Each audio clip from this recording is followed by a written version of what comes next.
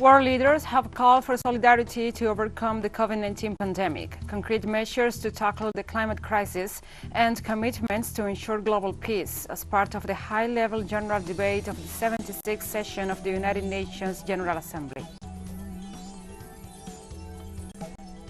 The humanitarian crisis in the U.S. state of Texas, as tens of thousands of asylum seekers are forcibly removed from the United States, has sparked condemnation of the Biden administration's immigration policy.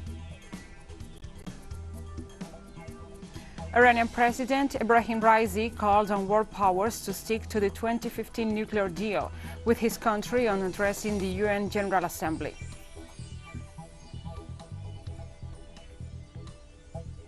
From the headquarters of TeleSUR English in Havana, Cuba, this is From the South. I'm your host, Gladys Quesada.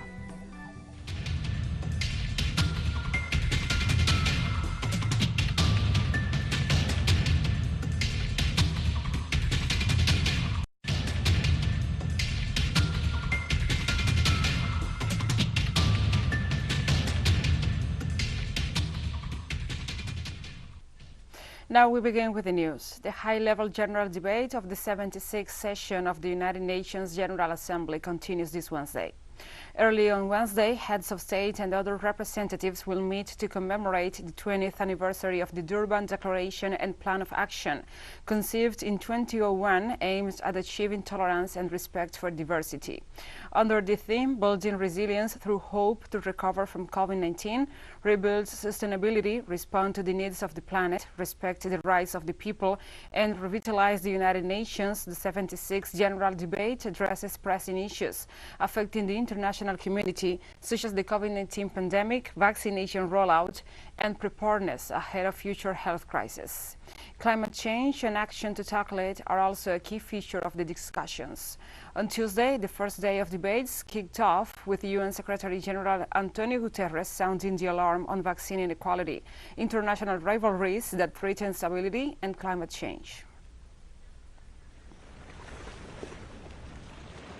Our world has never been more threatened or more divided.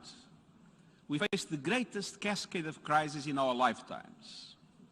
The COVID-19 pandemic has supersized glaring inequalities. The climate crisis is pummeling the planet. Upheaval from Afghanistan to Ethiopia to Yemen and beyond has thwarted peace. On addressing the United Nations General Assembly, the President of the Democratic Republic of the Congo, Felix Tshisekedi, stressed the importance of international solidarity to overcome the COVID-19 pandemic and to guarantee the future of humankind. This in-person meeting is encouraging. It allows us to hope for a return to normal life in our countries. And this thanks to the talent of our scientists and the shared efforts of our states in remarkable international solidarity. We must step up these efforts and bolster this solidarity to truly, definitively overcome the COVID pandemic, to relaunch growth in our economies and to ensure a better future for the people of our planet. Addressing the UN General Assembly, President of China, Xi Jinping, announced that in addition to continue to help the countries involved in the COVAX initiative, China will make a further donation of 2 billion doses of COVID-19 vaccines before the end of the year. We provide a total of 2 billion doses of vaccines to the world by the end of this year.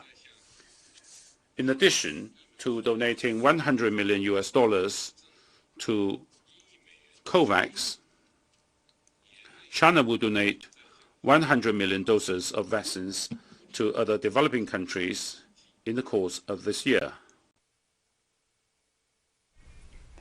In his speech to the United Nations General Assembly on Tuesday, President of Peru, Pedro Castillo, proposed an agreement between patent owners and the governments to provide universal access to vaccines against COVID-19.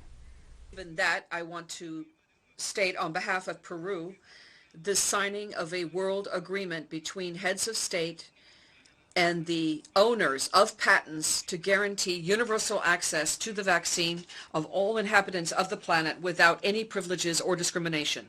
This would be a serious demonstration of our commitment to life and health for all peoples. During his address to the UN General Assembly, the Iranian head of state referred to the situation in Afghanistan and the necessity of an inclusive government that takes into consideration all ethnicities in the vast Central Asian country. The military presence of the United States in Syria and Iraq is the biggest hindrance to the establishment of democracy and will of nations. Freedom does not fit in the backpacks of soldiers coming from outside the region. If an inclusive government having an effective participation of all ethnicities shouldn't emerge to run Afghanistan, security will not be restored to the country. And like occupation, paternalism is also doomed to failure. During his speech at the 76th session of the UN General Assembly, the President of Turkey, Recep Tayyip Erdogan, referred to the situation experienced by the people of Afghanistan after 20 years of foreign occupation and underlined the responsibility that the international community should bear regarding the current circumstances of the country. We witnessed, lastly, in Afghanistan, in a very painful way, that the problems cannot be solved by imposing methods that do not take into account the realities and the social fabric on the ground or in the field. The people of Afghanistan have been left alone. They were abandoned with the consequences of instability and the conflicts that have lasted for more than 4 decades. Regardless of the political process, Afghanistan needs the help and solidarity of the international community. We hope that peace, stability, and security will be established in the country as soon as possible, and that the Afghan people will find relief. In his speech to the United Nations General Assembly, President of Argentina, Alberto Fernandez, referred to the need to change global financial systems in order to ensure that nations are not overburdened by debt. Mention the topic of the foreign debt, which is particularly painful for Argentina. Argentina, which is a country which has been subject to toxic and irresponsible indebtedness with the International Monetary Fund. For the world to grasp the magnitude of debt side, let me just mention one figure. The resources approved by the IMF for Argentina with this unsustainable debt were of $57 billion, the equivalent of what the body dispersed during the years before the pandemic for 85 countries around the world. We'll be right back after this very short break, so don't go away.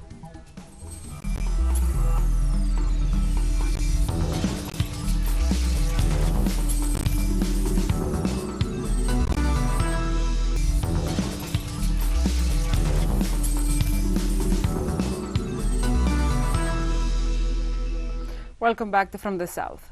People seeking asylum continue to wade across the Rio Bravo River from Mexico into the United States as part of a humanitarian crisis that has sparked condemnation of the U.S. policies of mass deportations. The images of tens of thousands of mostly Haitian asylum seekers camping under a bridge in the Texas border city of Del Rio in the hopes of being granted entry into the U.S. after long and dangerous journeys have received international attention in recent days. The move by the Biden administration to begin mass deportations following a widely condemned Trump-era order has only sparked further indignation and calls from human rights groups to respect the right to asylum. Meanwhile, on Tuesday, Mexico stressed that it wants a regional agreement to tackle the tide of people arriving at the two countries' borders. Foreign Secretary Marcelo Ebrard said he had raised the proposal in a telephone conversation with the U.S. Secretary of State Antony Blinken on Monday, in which they discussed the arrivals of Haitians with refugee status in Brazil and Chile.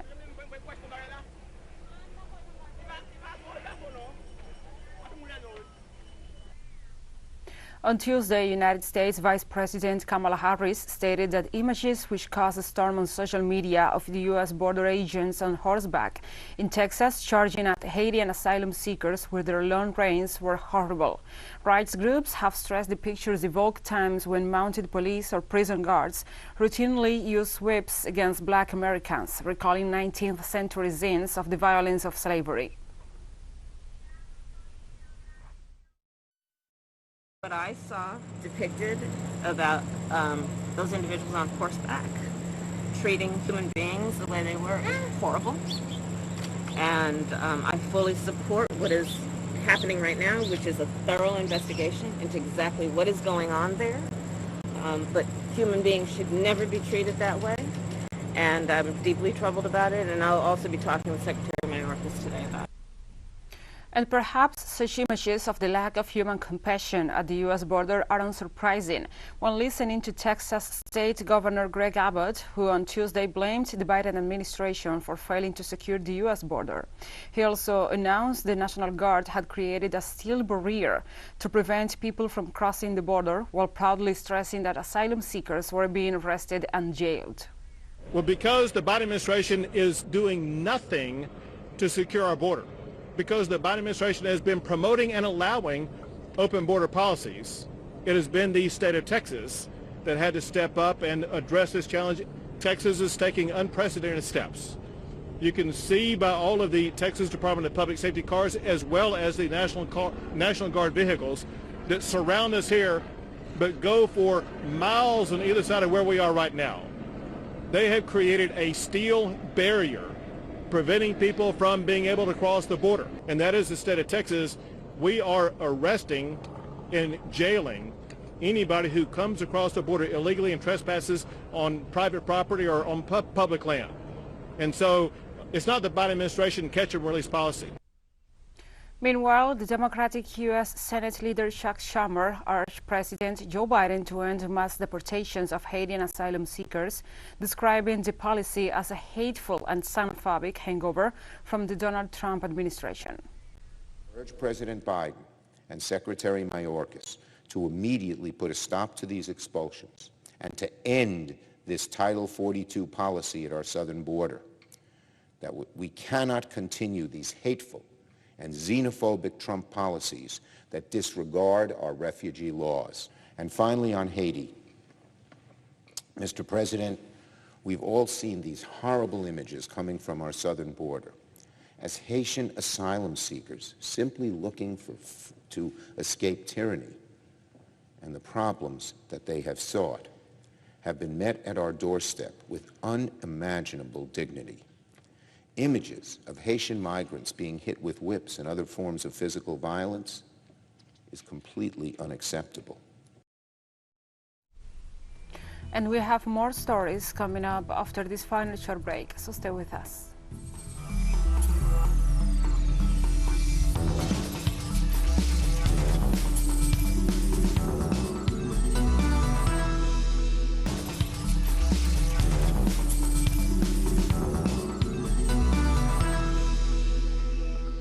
Welcome back. During his recorded speech to the UN General Assembly on Tuesday, Iranian President Ebrahim Raisi called on world powers to stick to the 2015 nuclear deal with his country. Rights, we demand the implementation of the international law. All parties must abide by the nuclear agreement of 2015 and the UN resolution. We do not trust the promises of the American government. Nuclear weapons have no place in our defense doctrine and deterrence policy. Namibia's parliament on Tuesday resumed debates on the signing of a joint declaration with Germany regarding the former colonial power's recognition that it perpetrated genocide in the early 1900s. Parliamentary debates in June had been suspended as Namibia battled a devastating wave of COVID-19 infections, which delayed the National Assembly in agreeing to Berlin's offer in May of a formal apology for committing genocide in Namibia between 1904 and 1908 against the Nama and Herero people. The apology is tied to an aid deal worth $1.34 billion to be paid out over 30 years. The deal has sparked protests, with activists stressing the the offer is insufficient and demanding proper preparation and reparation for Germany's colonial crimes and the killing of their ancestors.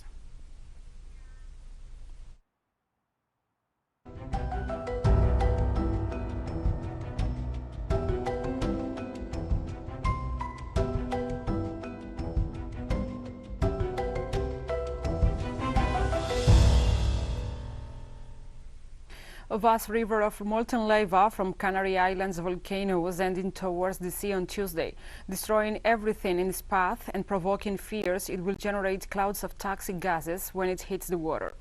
It's a war between titans, water versus lava.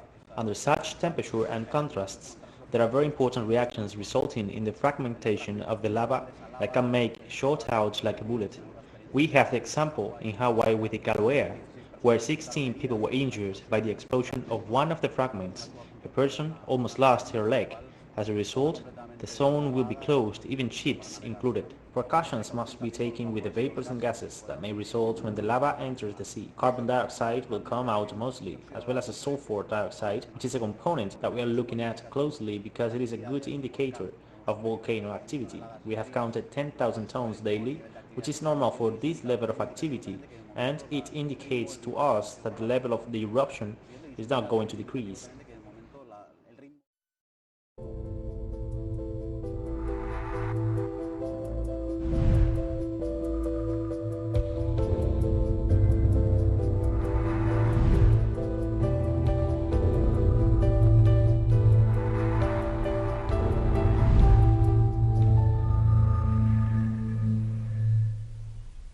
Argentina's health minister Carla Bisotti announced the relaxation of health measures put in place to contain the COVID-19 pandemic, including the end of the obligation to wear masks in the open air and the progressive opening of the borders. Is no longer obligatory in the open air when moving around without crowds of people. From 1st October, we plan to authorize the entry of foreigners from neighboring countries without no need for isolation and the gradual opening of land borders. A new shipment of 675,000 doses of Russia's Sputnik V vaccine arrived in Venezuela this Tuesday, where it was received by the Venezuelan health minister and Russian ambassador to the country. Shipment of vaccines we received from the Russian Federation. 1 million second doses that were missing have arrived. Our grandfathers, grandmothers, and elderly people should be at ease because we already have all the second doses that we were missing. As they had offered, before the end of September, we are all ready to continue to roll out of these second doses. We are here in Maiquetía, receiving the third flight of September. We received 2 Conviasa flights of a Venezuelan airline, and now the Russian airline Azur came, which brought in total more than 1 million second doses of the best Sputnik V vaccine which has arrived in Venezuela. And we have come to the end of this news brief, but remember, you can find this and many other stories on our website at telesurenglish.net. And also, if you feel so inclined, please join us on social media. We are on Facebook, Twitter, Instagram and Telegram. For TeleSUR English, I'm Gladys Quesada. Thank you for watching.